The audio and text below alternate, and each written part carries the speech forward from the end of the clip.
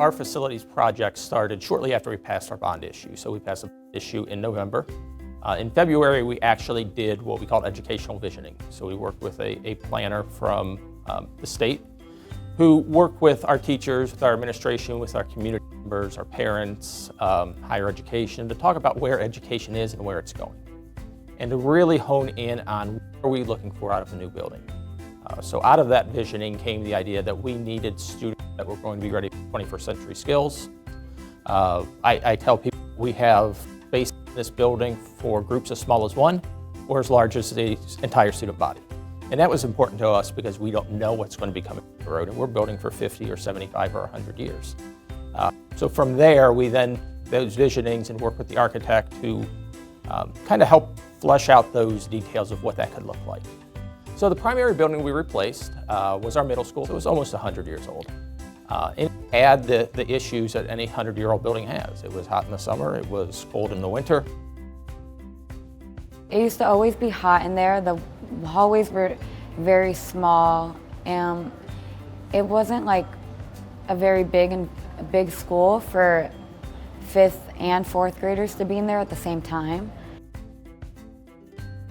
We had a lot of meetings, a lot of different informational meetings about what was going to be in this building, in this space. And it's so crazy when you hear people telling you things, administrators, different architects and different stuff, what they're going to actually have in the space. And then you start hearing, and in my case, believing rumors that we're not going to have things like the library. The library wasn't going to have any books, and just like some really ridiculous rumors that were going around. And so I was very vocal about it. And I said some really mean things about some of our administrators, and things that I later had to take back, because I called one of the administrators and I said, can you just give us a tour of the school? And so he so graciously had my team, the green team, come over. And when we saw this space, we could not believe it.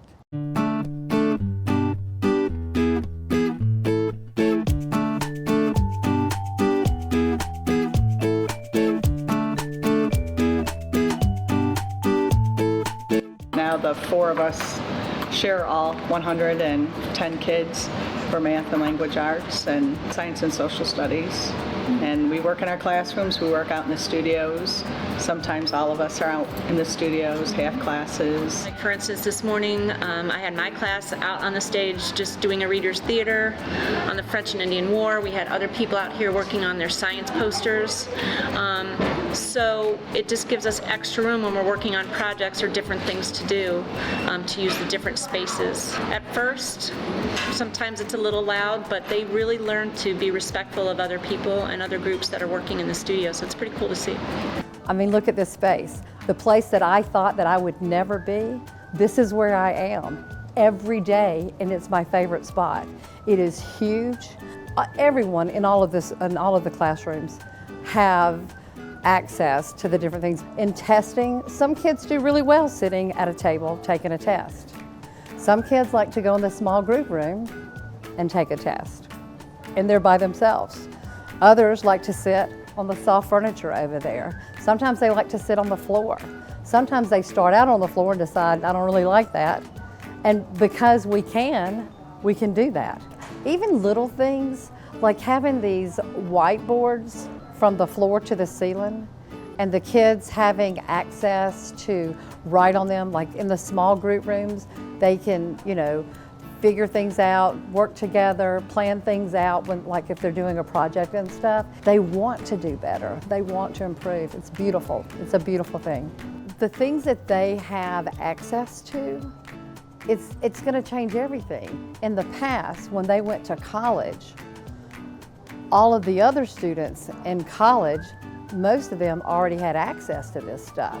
So they went in behind in college. They had to teach themselves how to do some of the things that everybody else was doing. And so because of this building, because of this technology, the way that we're changing our teaching, it is providing kids access to things that helps them in the future, hands down.